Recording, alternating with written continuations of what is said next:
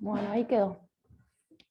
Entonces, como les decía, a pesar del nombre, que la regresión logística es un método de clasificación, al igual que la regresión lineal, los atributos de entrada van a ser n atributos numéricos, y en este caso el atributo de salida va a ser 0 o 1, porque es una clasificación binaria. No solamente vamos a predecir la clase, sino que vamos a dar una probabilidad de pertenecer a la clase. Entonces, va a ser un clasificador, pero probabilístico, ¿sí? Como clasificador de simple, el clasificador de Navier-Bayes, que les da además una probabilidad de pertenecer a esa clase. No solamente les dice 0 o 1, sino que les dice la probabilidad de estar en esa clase. Bien.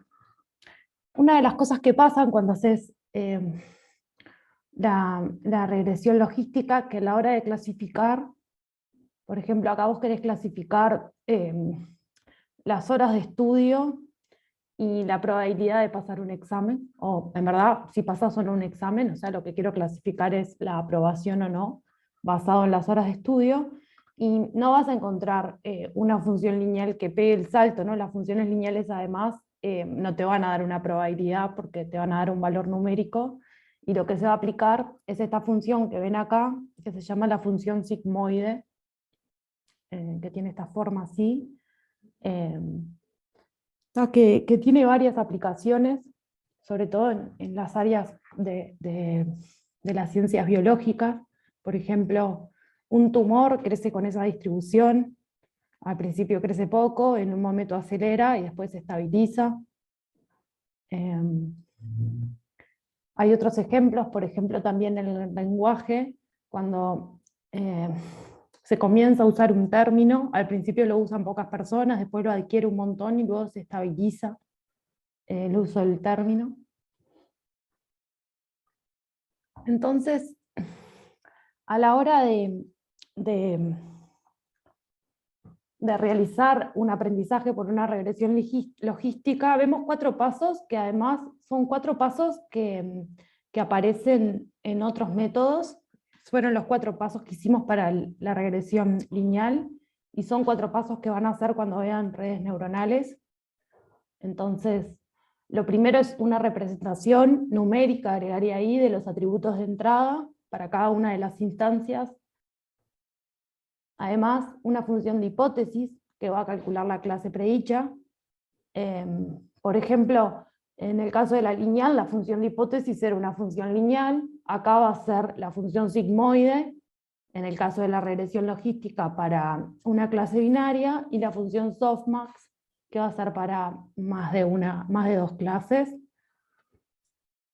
También van a necesitar una función de costo que de alguna manera me mida qué tan bueno es el modelo que entrené, o sea, cómo elegir el mejor modelo, es una función que me mida eso, y un algoritmo que me permita optimizar la función objetivo, o sea, un algoritmo que me permita optimizar la función de costo. En el caso del modelo lineal, como función de costo, habíamos puesto la de mínimos cuadrados, o la de mínimos cuadrados con la regularización, depende un poco de lo que queramos hacer. Vimos esas 2 funciones de costo, y un algoritmo para optimizar la función objetivo, vimos el descenso por gradientes, y también mencionamos algunas modificaciones de descenso por gradiente, como por ejemplo el descenso por gradiente estocástico o incremental.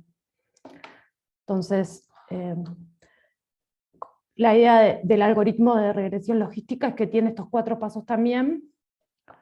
Y bueno, vamos a continuar con esto de la función sigmoide, que es que, bueno, la idea es construir un clasificador que tenga como atributos de entrada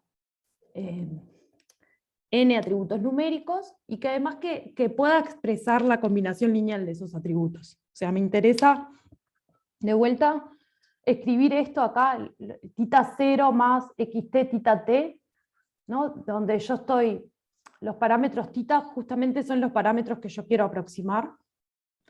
Y esto de vuelta es la combinación lineal, o sea, es tita 0 más la primera coordenada del ejemplo por tita 1, o sea, x1 por tita 1 más x2 por tita 2, así hasta tita n. Pero el tema de esto es que, como les mencionaba, esto es una recta, o sea, una recta no, una función lineal, una combinación lineal, y eso toma valores arbitrariamente grandes o arbitrariamente chicos, entonces eso no se te va a adaptar a una probabilidad que tiene que ser un número entre 0 y 1. Entonces, para lograr esto es que lo que hacemos es, a este z le aplicamos la función sigmoide. Que la función sigmoide es esta función que están viendo ahí, que es 1 dividido 1 más e a la menos z. ¿Tá? Como e a la z o e a la menos z siempre es un número positivo, 1 dividido 1 más algo positivo, lo de abajo es más chico, y por lo tanto este número es menor que 1 estricto. Y por otro lado, siempre es más grande que 0 porque lo de arriba nunca se anula, o sea, el numerador no se hace 0 porque es igual a 1. Entonces, la función sigma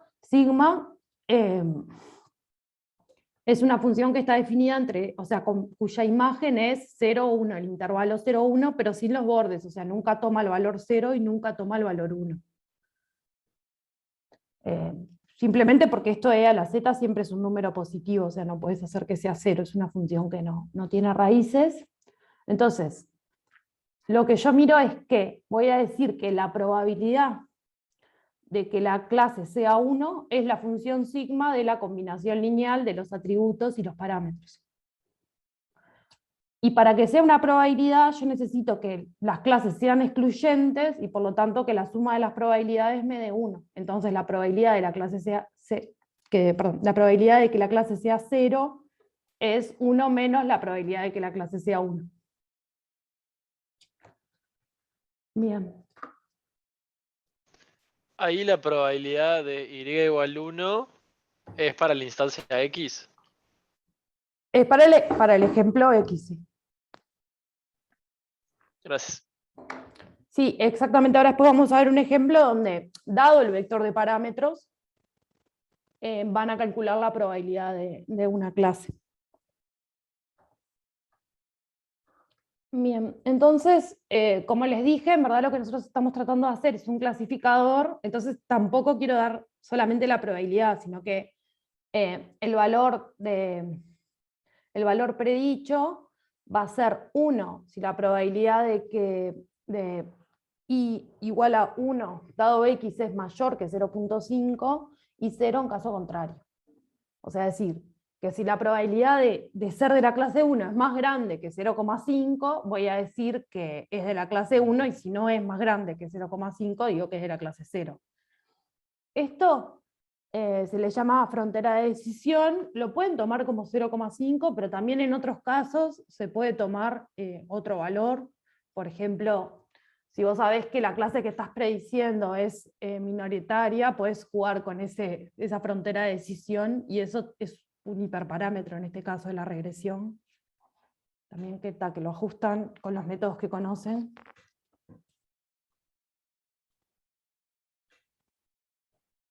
Bien, entonces, algunas características de la función sigmoide.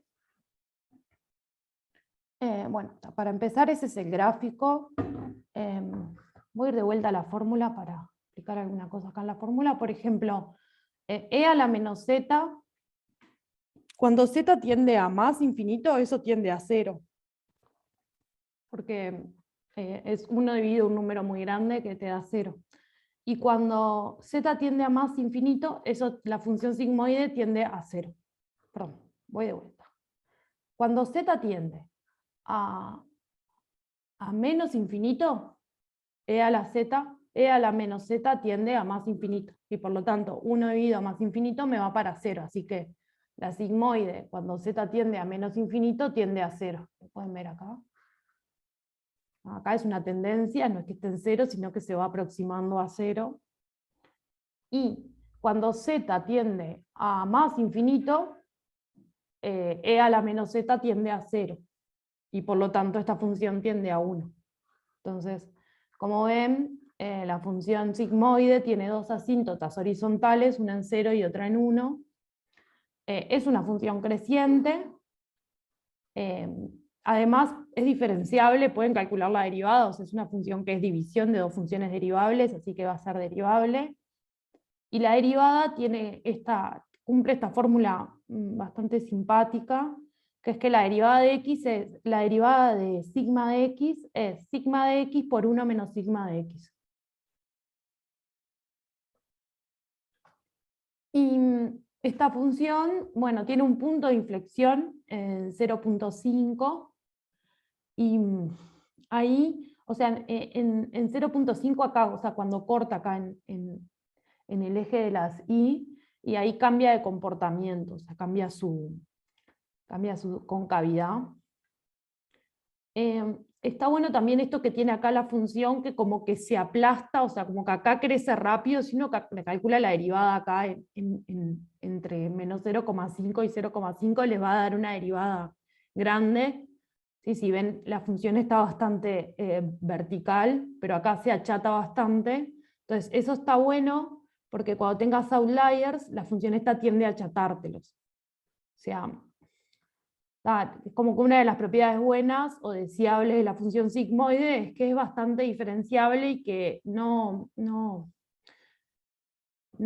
cambia mucho, o sea, como que valores que están cerca van a parar a valores pequeños, valores que están cerca van a parar a valores que están cerca también, tiene una continuidad uniforme. Bien, eso era lo que les quería comentar un poco de esta función. En las diapositivas está tratada la función sigmoide tanto como G o como sigma. O sea, indistintamente, o sea, lo pueden ver, pero tanto G como sigma se refieren a la función sigmoide. O sea, de hecho, si se fijan acá dice G y después sigma. Así que... acá hay un ejemplito. Es decir, bueno, supongamos que queremos clasificar y vamos a suponer que vamos a evaluar el sentimiento de un texto, o sea, si es sentimiento positivo o sentimiento negativo. Puede ser, por ejemplo, de reseñas de productos o reseñas de películas. Entonces lo que quiero hacer es saber si es una reseña buena o una reseña mala. Y entonces para hacerlo vamos a elegir 6 atributos que son la cantidad de palabras en un lexicón positivo. ¿Qué es un lexicón? Es un conjunto de palabras que le tiro un montón de palabras que le digo que son positivas. Y un lexicón negativo es lo mismo, pero con palabras que le digo que tienen un sentimiento negativo. Por ejemplo, si estamos hablando de películas, un lexicón positivo podría ser muy interesante, atrapante, y un lexicón negativo puede ser aburrida, malísima, etc. O sea, todo palabras que tienen una connotación negativa, puede ser que estén adaptadas al problema o no. Después, X3 es 1 si aparece la palabra no en el texto, en el bloque de texto. Después, X4 es contar los pronombres de primera y segunda persona, o sea, los pronombres de primera y segunda persona son los que se refieren a mí o a otros, creo. X5 te asigna un 1 si aparece un signo de exclamación, y X6 es contar la cantidad de palabras que tiene el texto y hacer logaritmo de eso. ¿Okay? Entonces, dado un texto, yo puedo obtener esos atributos, y para el caso de este problema, o sea, lo que yo quiero es clasificar una instancia en particular, simplemente para entender cómo funcionaría esto que yo definí de la probabilidad de la logística. Es decir, me voy a dar un vector de titas, que es este, y un tita 0, y lo que voy a calcular es la probabilidad de la clase ser positiva o la probabilidad de ser negativa. Y la instancia que quiero clasificar es esta, o sea, es decir, tengo 3 palabras en el lexicón positivo, tengo 2 palabras en el lexicón negativo, aparece la palabra no, tengo 3 pronombres de primera y segunda persona, no aparece un signo de interrogación, y en total hay 66 palabras. ¿Ok? Entonces, para calcular esto, lo que tengo que hacer es, primero la combinación lineal de x con tita, es decir, tengo que multiplicar 3 por 2,5, más 2 por menos 5, más 1 por menos 1,2, más 0 por 0,5, más 2 por 0, más logaritmo de 66 por 0,7, más el término independiente, que es 0,1, que creo que acá no aparece. Y después a eso, a lo que me da, calcularle sigma. Entonces, la probabilidad de ser positivo me dio 0,7. Y la probabilidad de ser negativo me dio 0,3. Si en este caso yo uso la barrera de decisión como 0,5, yo diría que el texto que estoy clasificando tiene una connotación positiva, tiene un sentimiento positivo.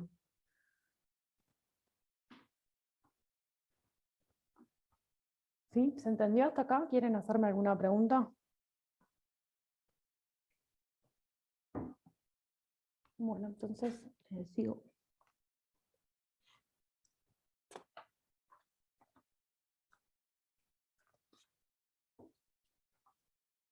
Bueno, entonces la idea acá es la función de costo, o sea, es definir la función de costo, era el tercer paso que nos quedaba, o sea, ¿se acuerdan que el primer paso era definir cómo eran las instancias? El segundo era definir una función que me modele la variable predicha, y el tercer paso es encontrar una función de costo. En este caso no nos sirve la función mínimos cuadrados, porque esa función va a medir distancia entre curvas, si quieren, y no es lo que queremos medir. En este caso lo que queremos es una función que maximice la probabilidad de los valores de la clase en el corpus de entrenamiento. Es decir, queremos la hipótesis que mejor prediga lo que está pasando en el corpus de entrenamiento. ¿Tá? Y para eso, o cuando se quiere hacer eso, lo que se está queriendo hacer es un estimador de máxima verosimilitud condicional. Entonces, lo que queremos calcular es la probabilidad de la clase I dado la observación X. Acá en este caso X es una única observación. Y justamente esto tiene una distribución de Bernoulli, porque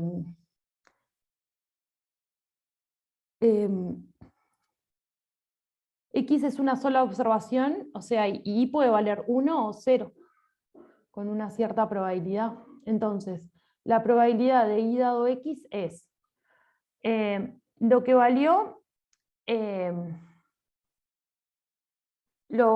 valor predicho a la Y por 1 menos el valor predicho a la 1 menos Y.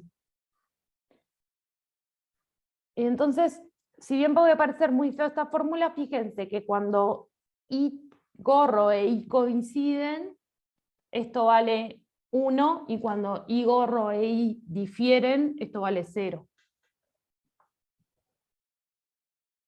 Y por simplicidad, se toma logaritmo, ¿sí? La idea es que si esta función es convexa o tiene un máximo o un mínimo, como estoy tomando logaritmo, el logaritmo es una función creciente,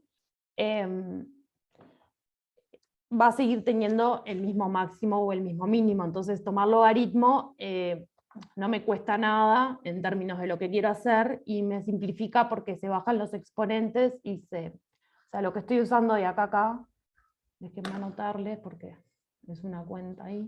O sea, cuando aplico logaritmo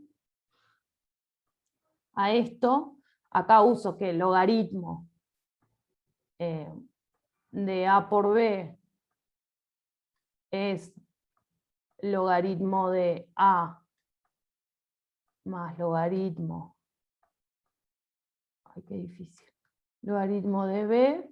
Entonces por eso acá ven esta suma, porque esto era uno de los factores y este es otro de los factores, y la otra propiedad que estoy usando es que el logaritmo de x a la y es y veces el logaritmo de x.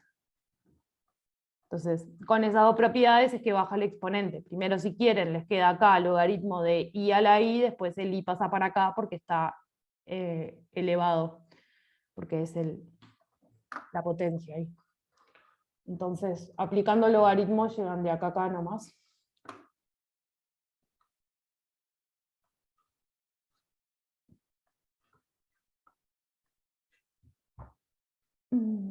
Bueno, pero como ven, esto es para un único, o sea, es para una única instancia, y lo que yo quiero maximar es sobre todas las instancias, sobre todo el cuerpo de entrenamiento. Bien, pero me quedó un pedacito antes que es...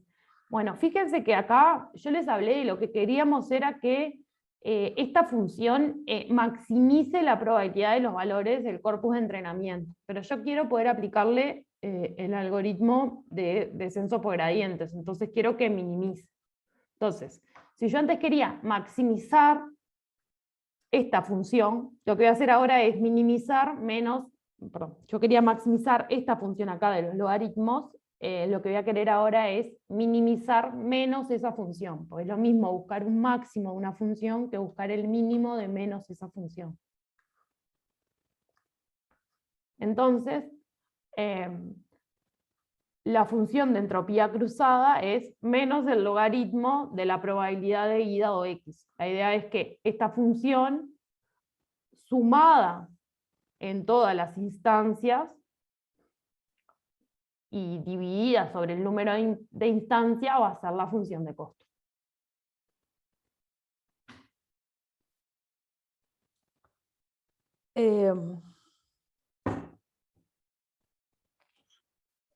Lo más importante de esta función de costo es que la función es convexa. Entonces que vos sabés que esta función de costo tiene un mínimo global, lo cual te va a asegurar en el descenso por gradientes la convergencia. Entonces, eso es como lo importante de la función, la convexidad, vas a poder obtener el mínimo global. Y si, como hicimos para el caso de la regresión lineal, acá abajo pueden ver la fórmula vectorizada de la función de costo.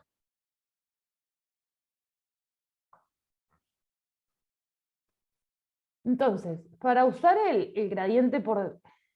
Siempre lo pienso en inglés y es como... Para usar el descenso por gradiente, la regla de actualización es que al parámetro j le resto alfa menos la derivada de la función j en esa dirección. Entonces, acá para esta elección de j, es decir, para la j de la entropía cruzada, voy a tener que calcular la derivada. O sea, la derivada respecto a j. No lo agregué acá, es un cálculo de la derivada, no, ya es parecido al que hicimos.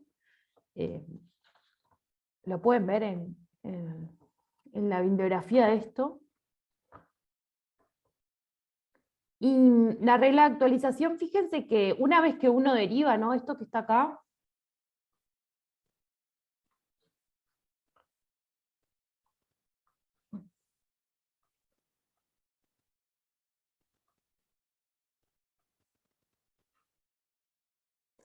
esto que está acá, esto corresponde a la derivada esta. Si ustedes recuerdan, es la misma fórmula que la lineal, que nos quedaba con la función de costo lineal, porque nos quedaba esto de acá es el error. Porque fíjense que es la predicción menos el valor real. Entonces es el error por la coordenada de la instancia en esa dirección. Entonces, esta función de costo lo que está penalizando es errores grandes o, ¿cómo se dice? Coordenadas grandes.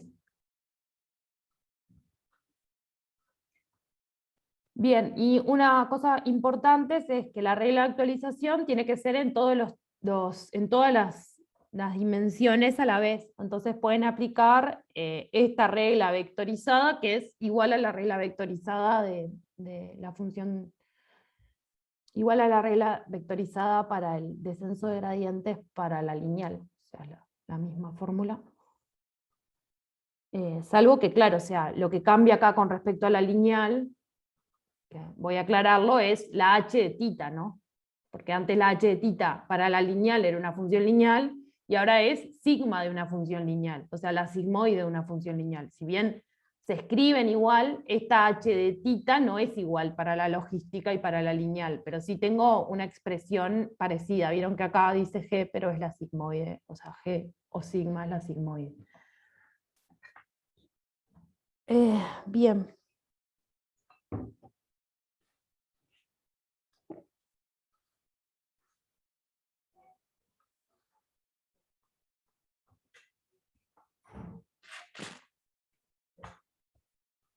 Bien, entonces, de la misma manera que hicimos con la regresión lineal, podemos aplicar una función de costo para penalizar valores muy grandes en los parámetros.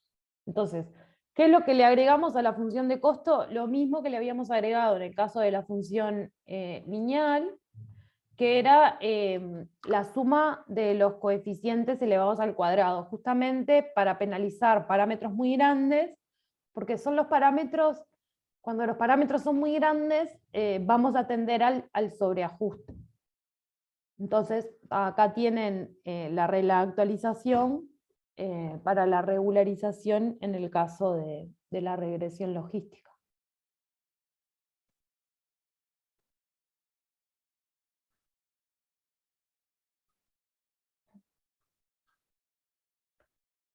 Bien, no sé si hasta acá tienen preguntas. ¿Alguien quiere agregar algo? Yo tengo una pregunta. Cuando elevas el i predicho al i esperado, ¿estás elevando el 0 o el 1 o la probabilidad que te devolvió? Bien, ¿estás elevando el 0 o el 1? Perfecto.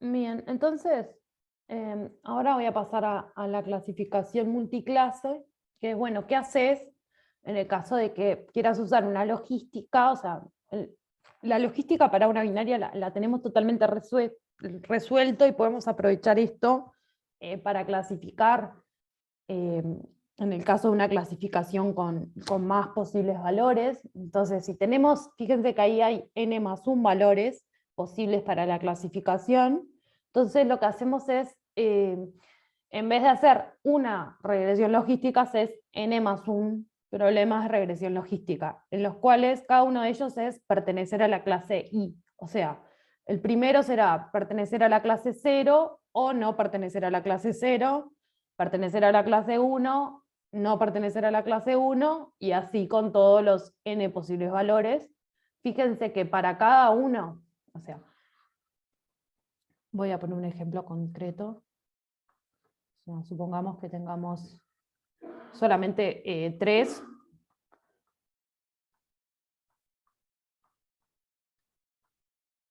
Entonces, primero voy a clasificar que pertenezca a la instancia 0, 1 y 2, y lo que voy a tener al final es un vector que voy a tener h tita 1, que va a ser la probabilidad de que la clase sea 0, dado esta muestra. Perdón, es 0 acá.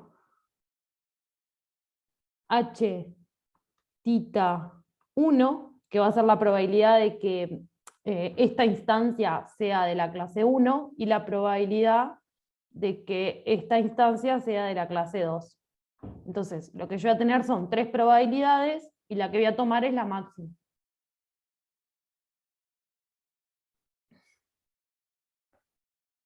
No hay, o sea, como que tendría sí que vos optimizar para cada una de las regresiones logísticas el valor de tita, ¿no?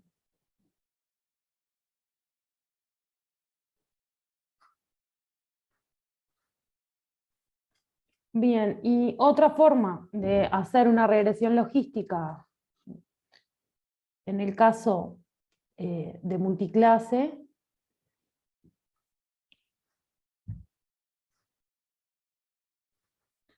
es mediante la función softmax, que la función softmax es una función que es vectorial. Entonces es una función que va a ir de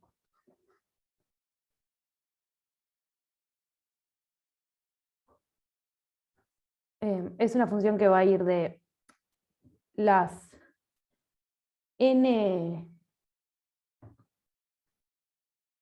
n probabilidades, perdón, n atributos y te va a dar k valores. Va a tener, o sea, el softmax de z, donde z es el z es acá un vectorcito, me va a dar, fíjense que en cada una de las coordenadas me da el valor de e a la zi dividido la suma de los e a las z.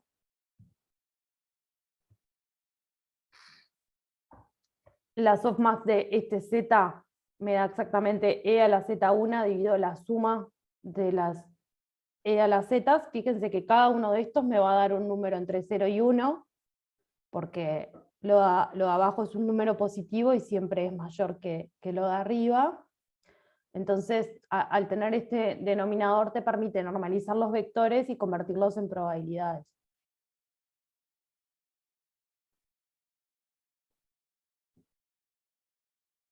Entonces, para realizar la regresión logística multinomial, utilizaremos la función softmax para calcular una distribución de probabilidades entre las k clases posibles a partir de los atributos de las entradas.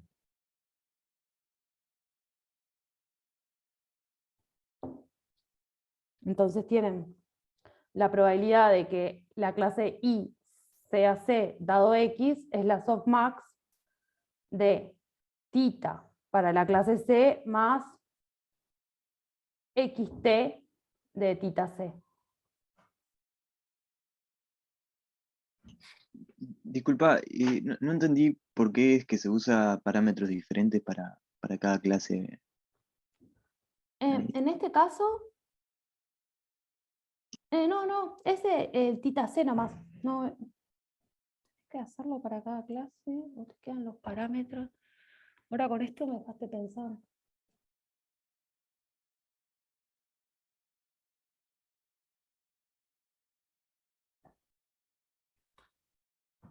Yo entiendo que vos sacabas justamente cuando vos calcules la función que maximice la probabilidad de los valores de la clase en el entrenamiento, lo vas a tener que hacer por clase.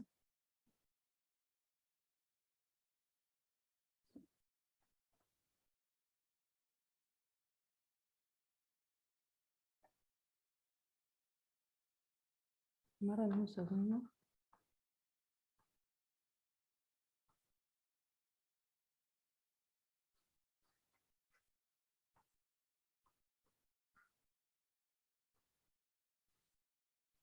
Déjenme consultar.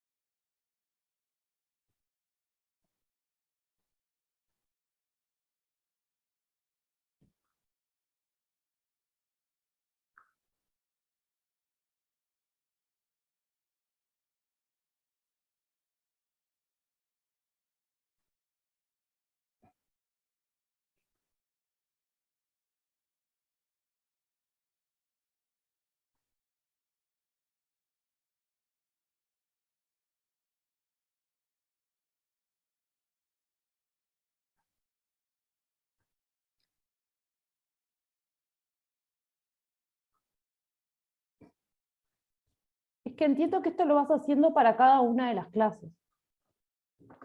Pero sí, no me queda también tan claro. No sé si justo está Diego y Guillermo, capaz que nos pueden auxiliar un poco con esto. No sé si está.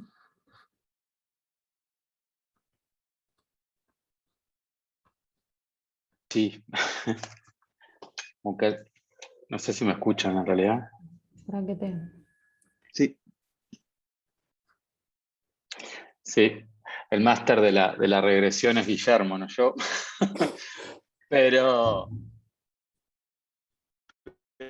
me parece que sí que es por clase. Es un poco análogo a lo que se hacía con la otra en el caso anterior. Básicamente porque eso es para una instancia, ¿no? Para una instancia para la clase griega. Después se va a tener que hacer para cada una de las posibles clases. Pero yo no tengo la presentación a mano. Pero es un poco el mismo razonamiento que se hacía ¿Para en qué el... la pongo acá? Yo la saqué para...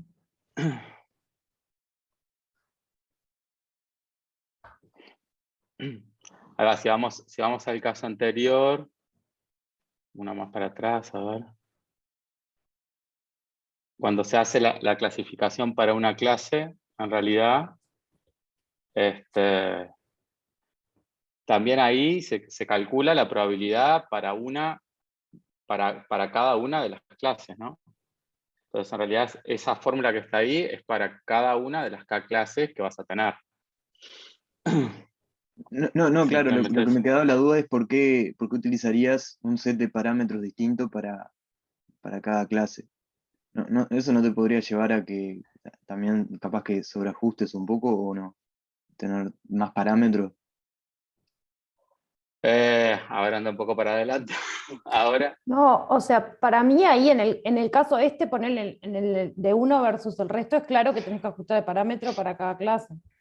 Pero no sé si eso te va a dar sobreajuste, o sea, para adelante o para atrás, para allá. Ya a esta altura me perdí yo. Sí, La siguiente, ahí va esto. que la fórmula.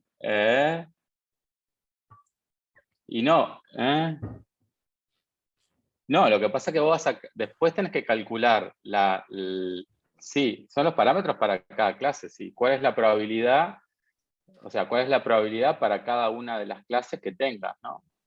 Y después eso, de ahí, después tomas aquella, después que le aplicaste el softmax y transformaste cada uno de los numeritos en un vector de probabilidades, tomarás aquella que te maximiza la clase. Lo que pasa es que eso en realidad te queda después para cada una de las posibles clases, ¿no? Ese es el caso de la clase C, el caso de la clase... Porque son como casos independientes en realidad lo que estás haciendo. Vos Ah, ok, imaginate, en ahí va. realidad tenés K problemas distintos. Ahí va, bien, Entonces, bien. para cada problema vos calculás la probabilidad de que esa instancia sea positiva, digamos, o sea, te dé positiva en ese problema o te dé negativa. O sea, pertenezca al problema acá. Lo tengas que etiquetar como K o no lo tengas que etiquetar como K. Y después, de todas las posibles que te dieron, de todas las probabilidades, elegís aquella etiqueta máxima, ¿no? Pero cada problema en sí lo ves como algo independiente del resto. Cada etiqueta es un problema independiente del resto. Bien, no lo estaba viendo así. Ahí va. Ahora me quedó un poco más claro. Gracias. Capaz que lo que agregaría es que cuando vos haces la regresión logística con dos clases, son una complementaria de la otra. Entonces como que este problema queda como barrido para abajo de la alfombra, me parece.